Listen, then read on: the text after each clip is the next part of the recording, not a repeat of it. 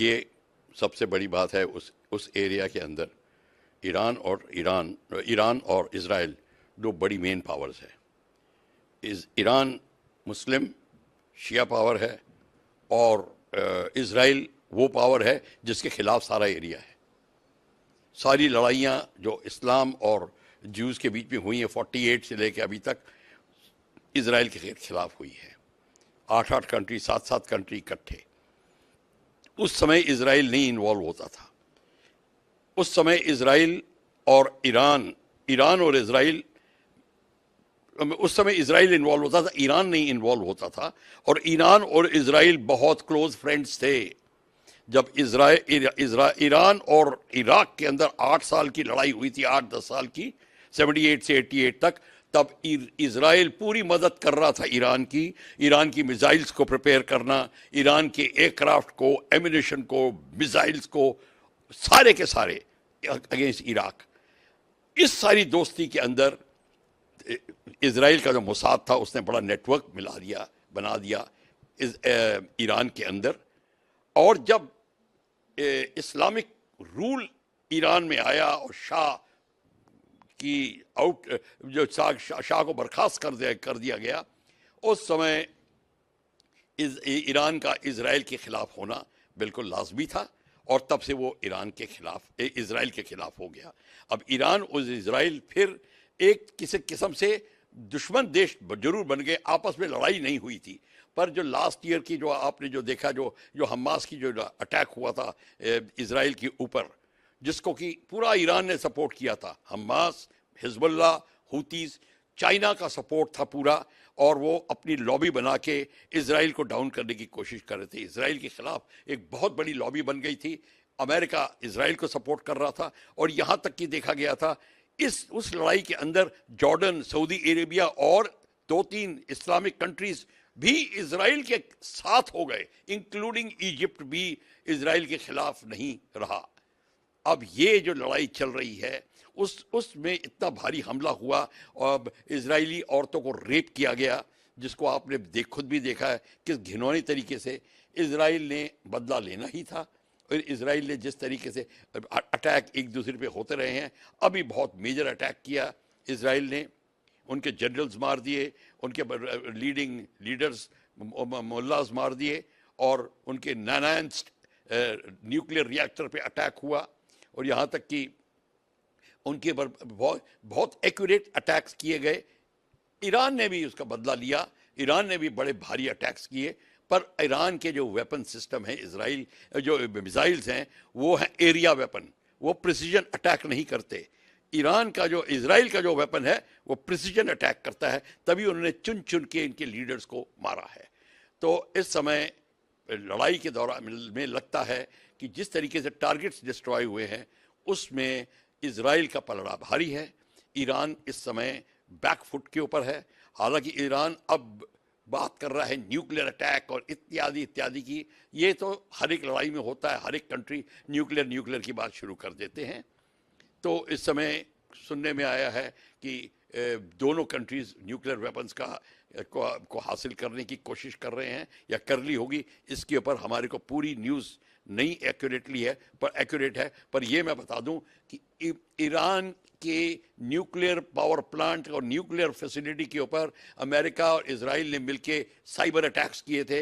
इनके 1000 जो mini reactors होते हैं उनको डिस्ट्रॉय किया था, जिसको कि स्टक्सनेट नाम की वायरस का इस्तेमाल हुआ था। और काउंटर अटैक ईरान ने भी किए इत्यादि, ये सब होता रहा। तो जो आपने क्वेश्चन पूछा है, फिलहाल इस समय दोनों के अंदर बहुत भारी टेंशन है, ईरान का पलड़ा भारी है, लड़ाई और बढ़ सकती है। और वर्ल्ड की तिजारत जो मिडल ईस्ट से गुजर रही है, इंक्लूडिंग इंडिया की तिजारत जो ट्रांस कॉन्टिनेंटल एरिया से गुजरती है, थ्रू हैफा एट्सेट्रा, सारी रेड सी एंड वो सारे एरिया को मिला के उसके अंदर बहुत हनन पड़ सकता है। हमारे ऑयल जो ट्रेड है उसके ऊपर वर्ल्ड ट्रेड पे असर पड़ सकता है। वर्ल्ड इकोनॉमी पे एक तरह असर पड़ रहा है। रशिया टोटल सपोर्ट कर रहा है इस समय ईरान को अलोंग विद चाइना। तो एक बहुत बड़ा वो ग्रुप बन गया है, चाइना, रशिया और ईरान एक साइड में, अमेरिका, इजराइल और उसके सपोर्टिंग कंट्रीज एक साइड में, टर्की डावाडोल है, टर्की को नहीं पता कौन सी साइड ले कौन सी साइड ना ले, तो टर्की को ये प्रॉब्लम आ रही है। और सऊदी अरेबिया और बाकी इस्लामिक देश ईरान को सपोर्ट नहीं कर रहे। बहुत बड़ी मात्रा में तेल भारत ईरान से लेता है। ईरान के साथ भारत के जो रिलेशन है बहुत अच्छे हैं। ईरान ने भारत को काफ़ी सपोर्ट किया और भारत ने ईरान को सपोर्ट किया है। हालांकि जब इंडिया पाकिस्तान की लड़ाई थी उस समय ईरान ने हमें सपोर्ट नहीं किया, पर फिर भी हमने ईरान को बहुत सपोर्ट किया है थ्रू आउट। और इस समय ईरान एक्सपेक्ट करता है कि भारत उसको सपोर्ट करता रहे। पर इजराइल भी हमारा बहुत अच्छा दोस्त है और आपको पता है इजराइल भी हमें एक्सपेक्ट करता है हम उसको सपोर्ट करें। तो भारत की जो इस समय जो स्थिति है वो एक बहुत ही, जिसको कहते हैं कि टाइट रोप वॉकिंग वाली स्थिति है कि ना इधर जा सकता है ना उधर कर सकता। बड़ा बैलेंस्ड करके भारत को सारे डिसीजंस लेने हैं। दोनों ही हमारे दोस्त हैं और सबसे बड़ी चीज़ ये होगी कि भारत के हित में ये जो लड़ाई है किसी तरीके से एक इसका को शांतिपूर्ण वातावरण अगर कन्वर्ट कर दिया जाए तो इस समय भारत के लिए और बाकी एरिया के लिए बहुत अच्छा होगा। और ईरान ने भी कह दिया है कि अगर इजराइल बाकी अटैक बंद करता है तो फिर हम भी अपना अटैक ना करने का डिसीजन ले सकते हैं। इसका मतलब है ईरान ने भी एक किस्म से अपने कार्ड खोल दिए हैं कि we are ready to look for peace provided Israel cooperates. देखिए ऐसा है, साइप्रस में गए, बिल्कुल ठीक है, टर्की नाराज हुआ, होना था, क्योंकि साइप्रस और टर्की आपस में बीच में निकोशिया का भी रोल आ रहा है, उस बात के छोड़ दीजिए।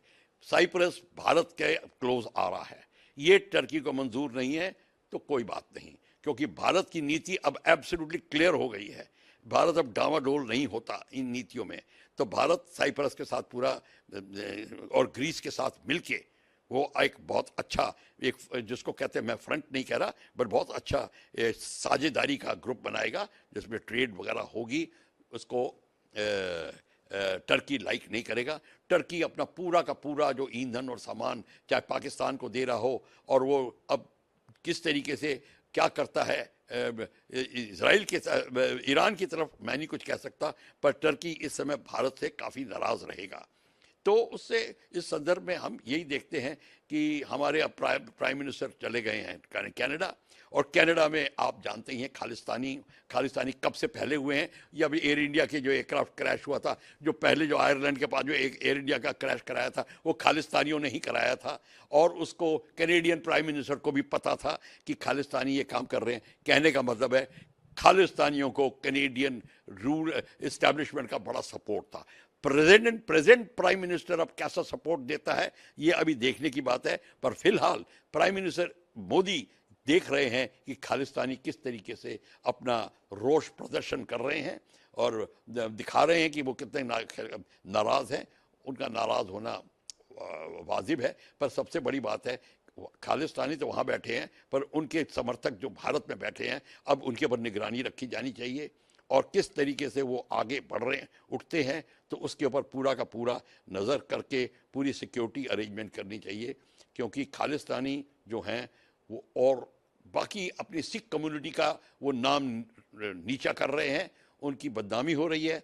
पर यहाँ तक कि सिख कम्युनिटी भी इसमें रोष प्रदर्शन कर रही है कि खालिस्तानी जो है